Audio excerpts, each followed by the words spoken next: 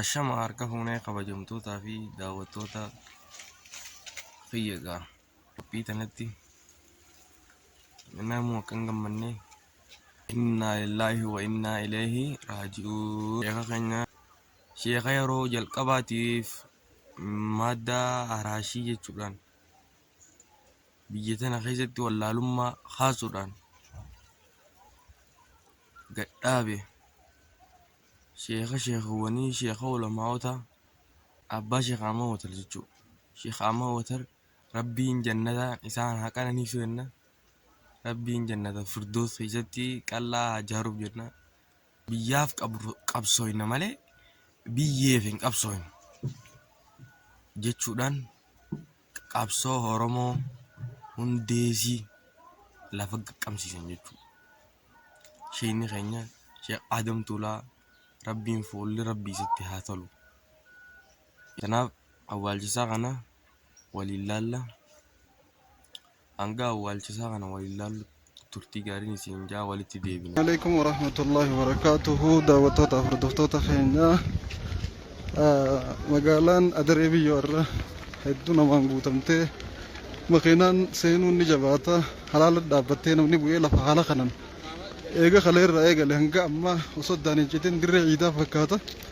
Kun nama karaa yaa'u jiru amma argitan kun nu duubatti isii ol qabne haaluma saniin namni dawwalanii Arsii irraa dhufaa jirrechaa turan. Arsii lixaa fi baharraas namni Harargee lixaatti hin hafne Finfinneetti hin hafne. Harargeen gaa'inuu waan gaafatan hin qabdu. Kaameraan kiyya tarii isin mul'isuu dhabuun mala malee namni kun akkana guutee yaa'u jira. Kabajaan diin akkana qabdi.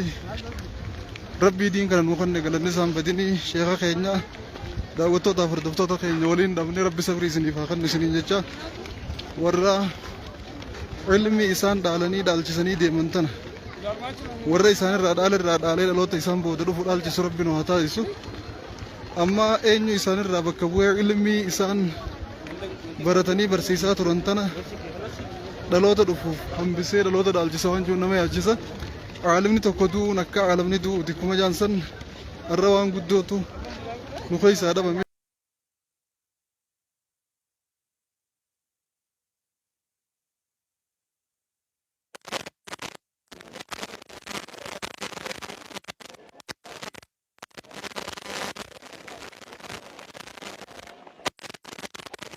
Dubbiin jajjabdara.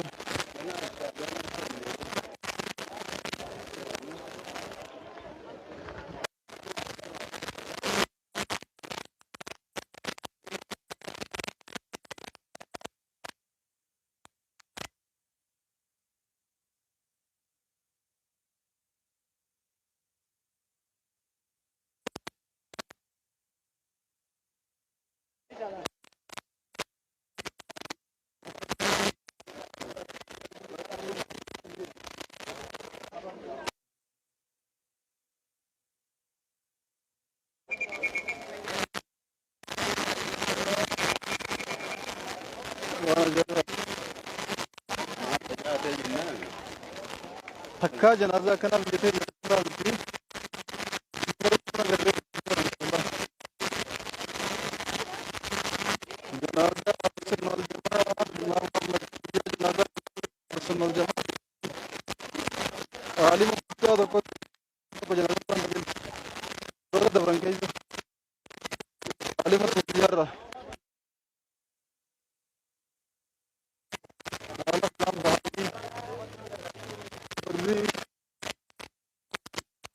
Makiinaa takkitti poolisii sana qofaa deemu jira. Warra nageenya eeguuf deemu.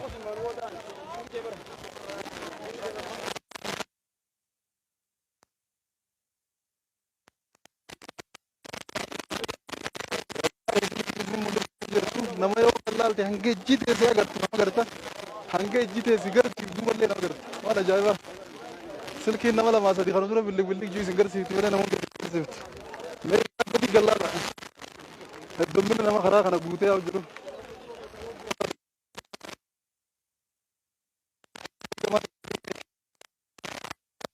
Kanallee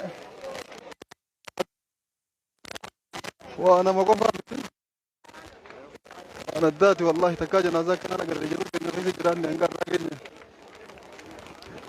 nama dhaqa irra guddatta amma jedhayte yoo as laalte ammas ka dhufu jiru irra guddatta waan ajaa'ibaati الحمد لله الذي هدانا لهذا كنا لنهتدي لولا أن هدانا الله وصل الجباتي وانا في انقجلو دندين متي نقجل هاقلتهم عالم قدا خنا وسوق الدين جنازان على خنا نمني به إنساني صلاة ودفاع جراتشو في دفاع جراتشون هدو وانا متبرسيسونا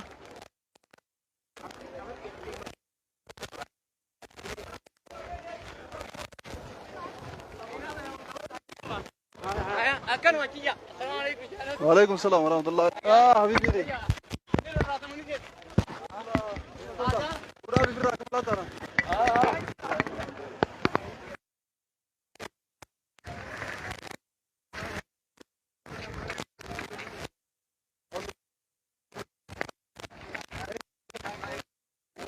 kabajamtootaa fi hordoftoota walitti deebinee jira.